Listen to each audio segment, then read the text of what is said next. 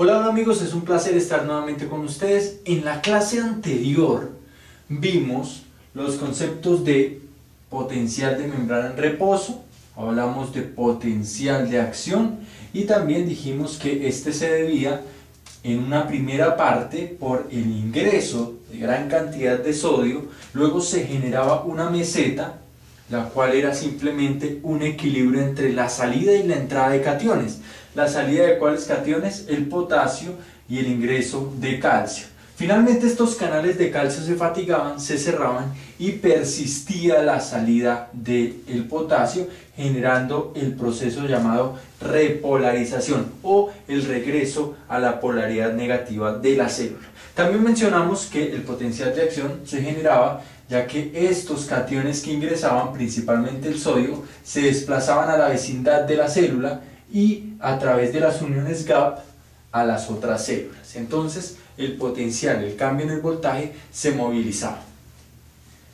Al final les mencioné que les debía el origen de estas cargas positivas que ingresaron en un primer momento y permitieron el ascenso o la electropositividad de la célula. Entonces para eso vamos a ir a nuestro nodo sinusal. Quiero que tengan en cuenta que el comportamiento de esta célula es típico, por ejemplo, en las células del ventrículo, en las células contráctiles del ventrículo. Tienen un potencial de membrana en reposo de menos 90, se despolarizan a más 10 aproximadamente, tienen un umbral a menos 70 milivoltios, como ya lo vimos. Pero ahora vamos a ver cómo se comportan las células del nodo sinusal. Son un poco diferentes porque estas células tienen el automatismo. ¿Recuerdan el automatismo? Entonces vamos a definir ese concepto de automatismo, observar por qué las células del nodo sinusal tienen esa capacidad y comprender cómo estos cationes finalmente llegan hasta acá. Ahora nos encontramos en el nodo sinusal. Les presento la célula. En este momento se encuentra en blanco, pero vamos a ir sumándole la artillería que le permite tener esa propiedad, esa facultad de la automaticidad. Recuerden que la automaticidad es simplemente la capacidad de generar estímulos eléctricos espontáneamente, de manera espontánea. Esta célula puede generar estímulos eléctricos constantemente, periódicamente, de manera automática, por sí misma. Veamos cómo. La vamos a equipar y la primera proteína que no les va a sorprender que se encuentre por acá también es la bomba sodio-potasio ATPase.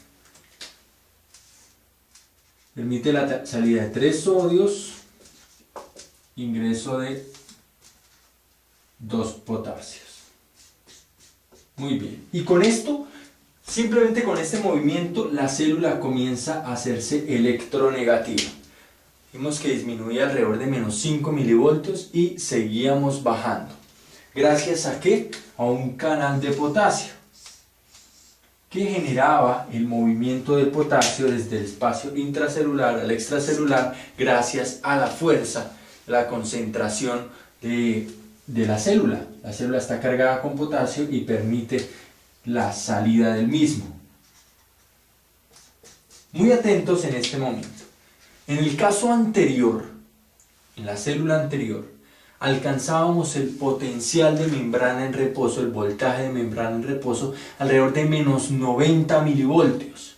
Es decir, ¿se acuerdan el potencial de equilibrio eléctrico para el potasio? Que era de alrededor de menos 90 milivoltios cuando el potasio se quedaba quieto y la membrana de la célula descansaba, llegaba al reposo.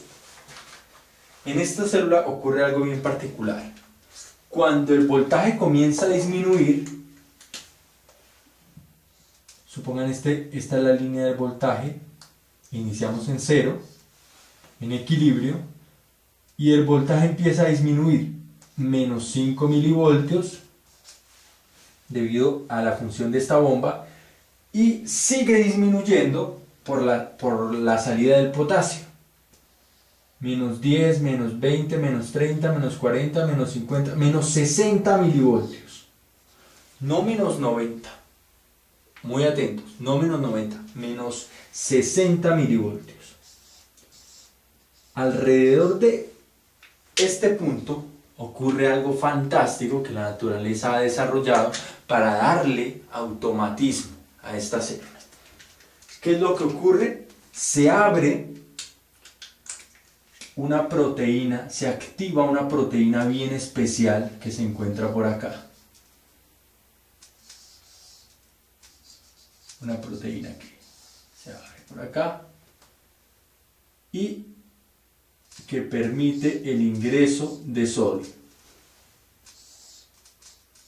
Se activa esta proteína y le voy a hacer esta cara acá. ¿Por qué esta cara así como desconcertada? Porque esta proteína se le denominó canal IF. IF, y la F viene de funny, en inglés, en español significa como divertido, chistoso, extraño. Extraño es como la palabra que debemos usar para esta proteína, porque así los investigadores determinaron que se veía su funcionamiento. Me explico.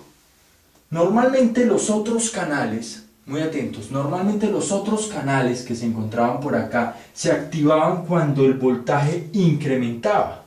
A medida que durante la despolarización el voltaje incrementa, los canales se activan y permiten el ingreso o la salida de sustancias. Los canales de sodio, los canales de potasio dependientes del voltaje, los canales de calcio dependientes del voltaje. Esos se activaban cuando el voltaje incrementaba y permitían el movimiento de una sustancia, o de sodio, o de potasio, o de calcio. Pero estos canales extraños,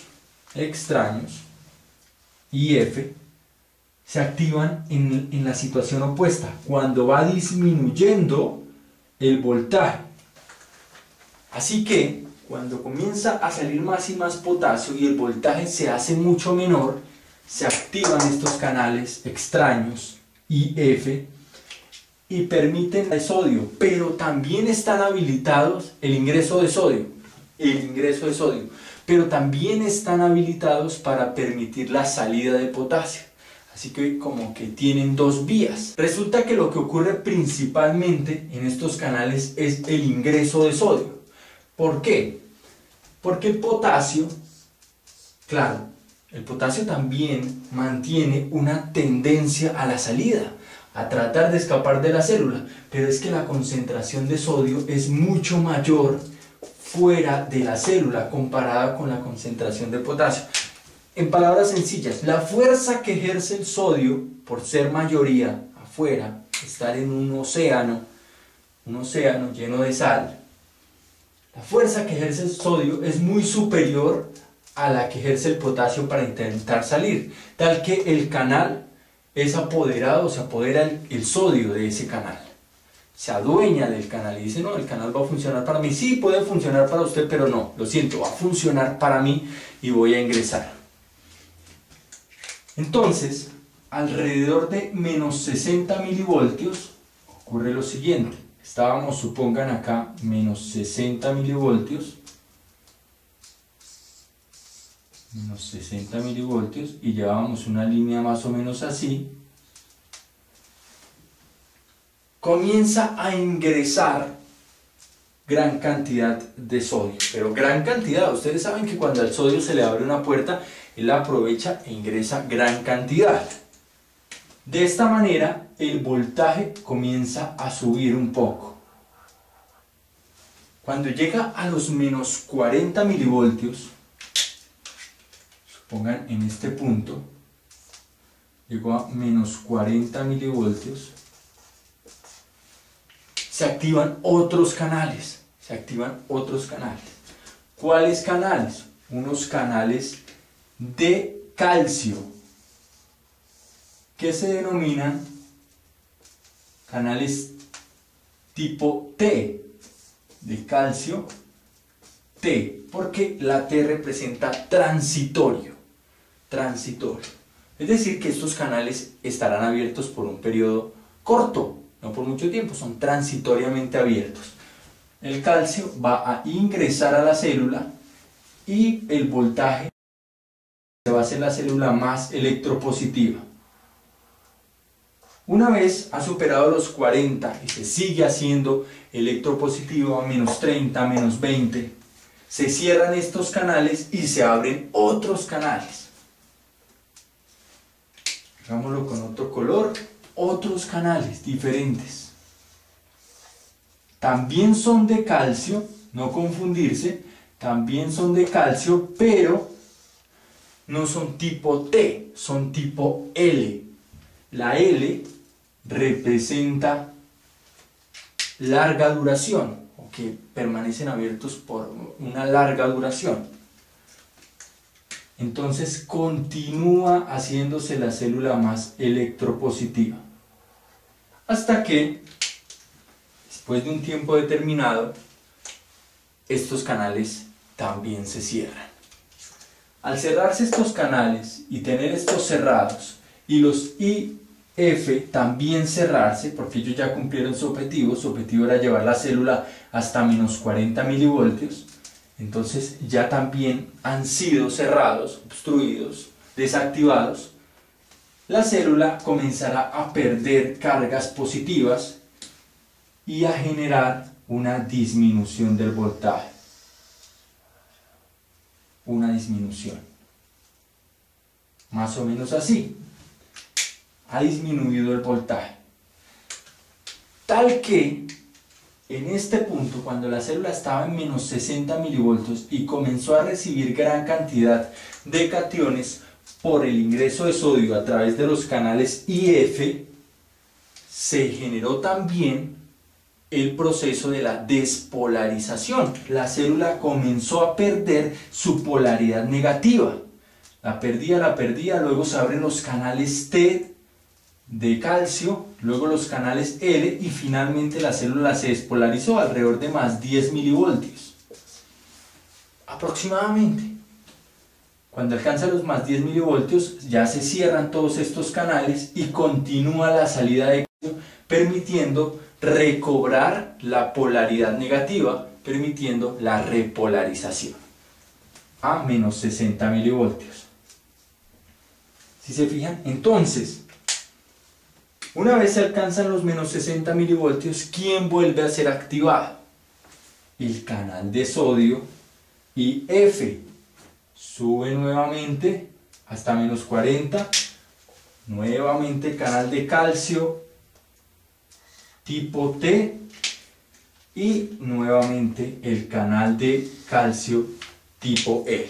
Y yo sé que no debo continuar porque es suficiente con estos dos ejemplos para comprender que la secuencia se repite y se repite y se repite durante el tiempo. Entonces, una vez la despolarización, recuerden que la despolarización y la repolarización hacen parte del potencial de acción, es decir, del movimiento de un voltaje a través de la membrana. Una vez esta despolarización y repolarización alcanzan la célula adyacente, la célula vecina, pues los canales y uniones tipo gap permiten que el potencial de acción se dirija a la siguiente célula y la siguiente célula tiene canales tipo gap con otra célula, con otra. Y de esta manera, muy sencilla, la despolarización que inició ¿en dónde? Acá, en nuestro nodo sinusal, se generó acá, gracias a estos maravillosos canales y también naturalmente a la bomba sodio-potasio, a los canales de potasio, a estos canales de calcio tipo T, tipo L, todo en complemento permite que la célula se despolarice automáticamente y de manera constante. Así, este estímulo llega al nodo sinusal, atraviesa los ventrículos, las aurículas, las despolariza, las células musculares de las aurículas se contraen, dan la patada auricular, llega al nodo auriculoventricular, rama derecha, rama izquierda, fibras de Purkinje y ha llegado a nuestra célula del músculo, del ventrículo. donde iniciamos de abajo hacia arriba. El impulso eléctrico, las cargas positivas que les debía, las cargas positivas que llegaban a la otra célula, están acá, fluyendo, pasando a través de las células hasta llegar acá, a este punto, y permitir la contracción, permitir la sístole, la salida de sangre hacia el sistema pulmonar o hacia la circulación sistémica. Ahora, quiero que hagamos un ejercicio bien especial. Comparemos esta curva, que prácticamente si nosotros tenemos una idea clara de la curva, comprendemos el proceso. La curva no trata de complicarnos la vida, sino al contrario, hacernos entender el proceso de una manera muy sencilla. Comparemos esta curva con la curva anterior. Entonces, ¿qué ocurre nuevamente en el nodo sinusal? Menos 60 milivoltios, escribirlo primero, menos 60 milivoltios. Comenzamos a subir. La parte oscura representa la apertura de los canales IF para el sodio, luego los de calcio tipo T, finalmente los de calcio tipo L y por último la repolarización. Quiero que vean algo bien importante. En la otra célula, en la célula del ventrículo, a menos 90 milivoltios, hablábamos de un potencial de membrana en reposo, de un voltaje de membrana en reposo. A ese voltaje la célula entraba en reposo y se podía mantener en ese reposo. ¿Qué la sacaba del reposo? La activación de la corriente de cationes. Eso la sacaba del reposo, pero ahí se podía mantener. Esta célula no se puede mantener en un voltaje, siempre está trabajando, es hiperactiva. Cada vez que trata de llegar a su aparente potencial de membrana en reposo, que sería menos 60, pues se activan estos canales y dicen otra vez a trabajar, ingreso, ingreso, ingreso y repolarizo. Llega nuevamente a menos 60, otra vez a trabajar. Entonces esta célula no alcanzaría lo que nosotros conocemos potencial de membrana en reposo, voltaje de membrana en reposo, porque parece que nunca reposa, y cuando repose seguramente nuestro corazón se va a detener. Entonces, la primera parte de esta onda corresponde al ingreso de los canales de sodio a partir de los canales IF. ¿Qué teníamos en la otra célula? En la anterior. Muy sencillo. Comenzábamos con un verdadero potencial de membrana en reposo, alrededor de menos 90 milivoltios. Y debido no a la apertura de estos canales, sino a la llegada de estos cationes, el voltaje aumentaba. Cuando llegaba alrededor de menos 70 milivoltios, se abrían unos canales de sodio dependientes de voltaje, no iguales a estos, tenemos que diferenciarlos. Se abrían unos canales de sodio. Entonces, esta parte es dependiente del sodio. Luego, se abrían canales de potasio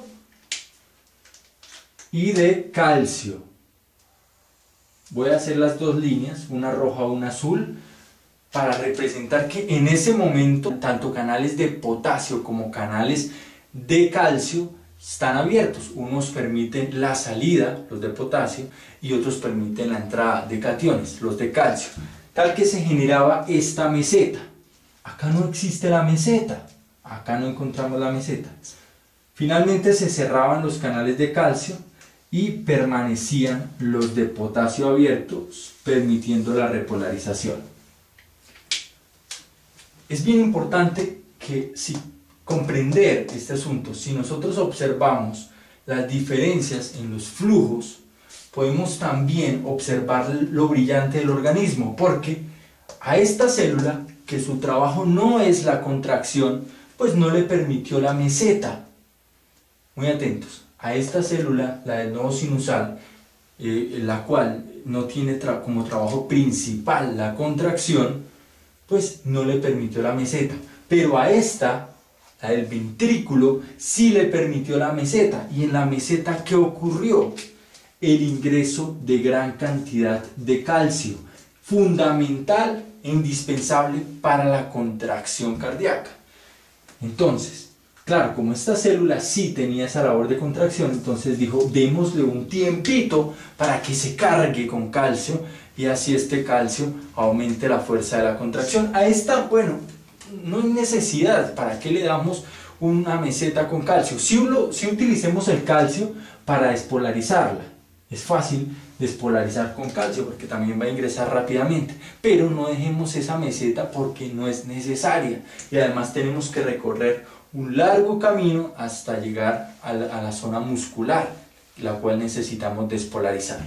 Una vez se produce la despolarización y el potencial de acción en el nodo sinusal, esta debe dirigirse al ventrículo, pero debe pasar por algunas estaciones. En primer lugar, debe suministrar la energía a la aurícula, a las dos aurículas, a la aurícula derecha e izquierda. Entonces veamos gráficamente ya este concepto. Estamos tan adelantados en la comprensión del flujo iónico que simplemente con el dibujo, con el diagrama, podemos comprender qué es lo que está ocurriendo. Entonces, del nodo sinusal pasamos a la aurícula, bueno, a las aurículas.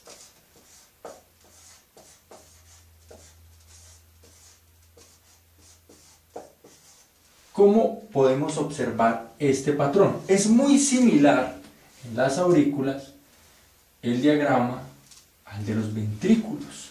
A los ventrículos, ¿por qué? Porque su función también es contráctil, pero no es sorpresa, para nosotros no es algo novedoso comprender que las aurículas tienen una función contráctil mucho menor a la de los ventrículos. Ellos simplemente tienen que generar una pequeña sístole para complementar el llenado de los ventrículos, pero los ventrículos sí deben sacar la sangre en contra de un sistema de alta presión cuando es a la circulación sistémica, y de hecho la circulación pulmonar también ofrece cierta resistencia, ya lo vimos en las clases de neumología. Entonces, claro, la contracción del ventrículo es mucho más poderosa que en las aurículas. Y también les he mencionado entonces que el proceso de la contracción depende mucho de la cantidad de calcio. Si la aurícula no necesita hacer una gran contracción, pues tampoco necesitará una gran cantidad de calcio. Entonces,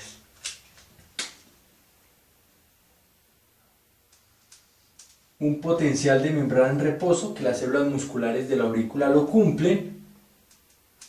Llegan los cationes provenientes del nodo sinusal, llegan los cationes, alcanza el umbral de membrana, ingresa sodio igual al ventrículo,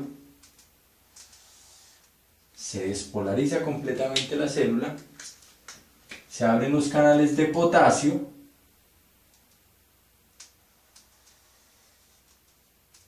y se abren los canales de calcio, ahí abajito, salida y entrada de cationes. Finalmente, los canales de potasio persisten abiertos y se regresa al potencial de membrana en reposo. La diferencia entre estas se marca un poco, es algo menor, es un poquito más pequeña la meseta en las aurículas que en los ventrículos. La explicación, el porqué, sencillo. Las aurículas no necesitan un gran flujo, no necesitan permanecer abiertos estos canales por mucho tiempo, porque su trabajo de contracción no es muy potente, no es muy poderoso y no es necesario. En los ventrículos sí necesitamos, sí requerimos una meseta un poco más grande para permitir el ingreso de calcio. Creo que ese concepto queda absolutamente claro. Entonces la diferencia entre estas dos básicamente es la meseta. La despolarización depende igualmente del sodio, La meseta depende de calcio y de potasio y la repolarización de potasio. Fácil. Llegamos a las aurículas y ahora esta corriente, aún no pasa al ventrículo, debe ir al nodo aurículo-ventricular. Algunas características que debo darles acerca del nodo aurículo-ventricular. Es muy similar al nodo sinusal, pero ha sido, o la naturaleza le dio menos recursos, menos canales F, ¿se acuerdan los de sodio, los extraños, los divertidos? Tiene menos cantidad de estos canales, tiene menos uniones tipo gap. Entonces hagamos una célula acá pequeña, tiene menos canales de sodio, de esos que se activaban a menos 60 milivoltios, tiene muchos menos.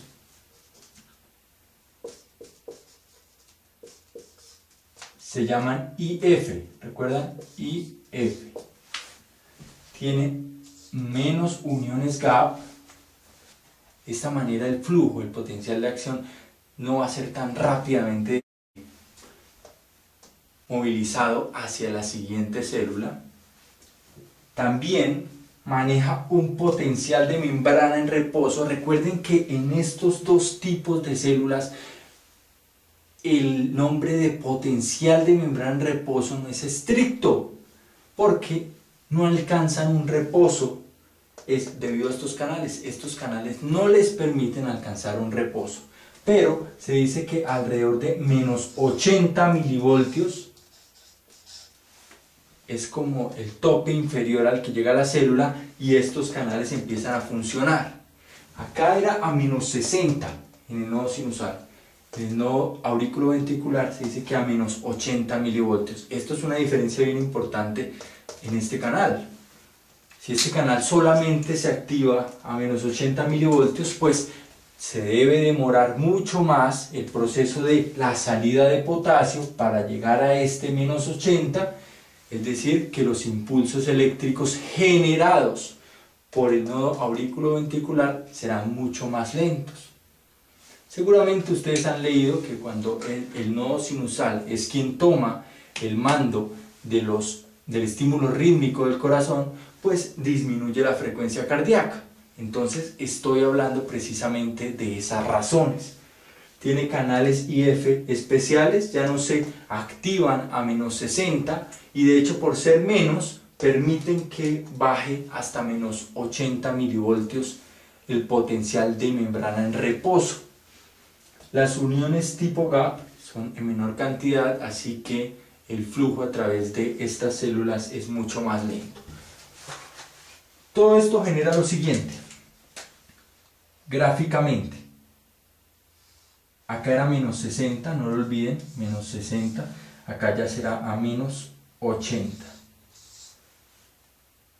Y para llegar, gracias a estos, fíjense a la diferencia, gracias a estos debe comenzar a subir un poco el voltaje, pero como hay menos, entonces la curva será mucho más plana, no así, sino más plana. De hecho la voy a exagerar un poco para marcar bien lo que ocurre, algo así, hasta que se alcancen los menos 40 milivoltios, donde se abren los canales de calcio transitorios y luego los canales L y se alcanza la despolarización. Finalmente hacemos la repolarización. Entonces, como pueden ver, el inicio de la despolarización y el final de la despolarización tomó más tiempo. En un minuto esto va a generar un número menor de contracciones. Entonces, entendida la diferencia entre las características del flujo iónico entre el nodo sinusal y el nodo auriculoventricular. Recalco, acá la apertura de canales IF es mucho más potente. Rápidamente los calcio T, los calcio L y repolarización. Acá estamos en un valor aún más negativo, tal que llegar a menos 40 milivoltios para que se abran los canales de calcio T, va a ser mucho más difícil, se va a tomar más tiempo. Finalmente los canales de calcio L logran la despolarización y la repolarización mediada por potasio.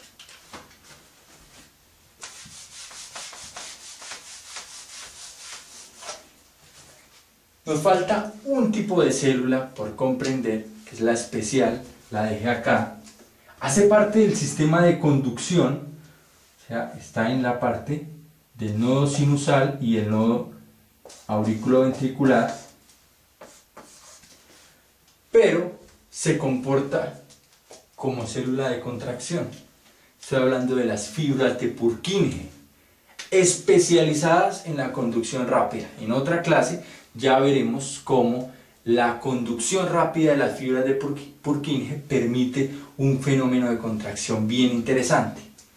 Entonces, fibras de Purkinje.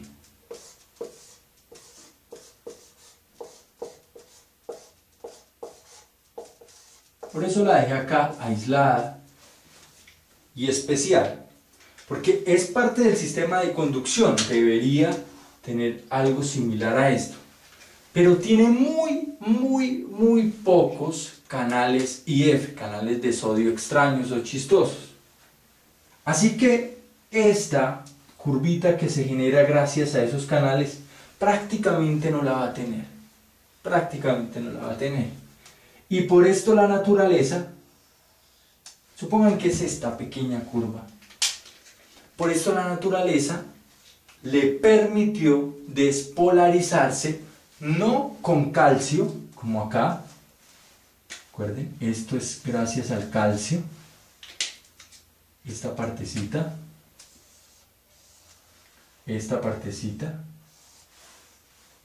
a pesar de ser del sistema de conducción, a la fibra de Purkinje, por tener un número reducido y ya, de canales de sodio y F, y por estar cerca a los ventrículos, ya en el lugar donde se necesita la transmisión rápida y que llegue instantáneamente el mensaje a los ventrículos de contraerse, pues se le permitió despolarizarse con sodio, al igual que el tejido muscular.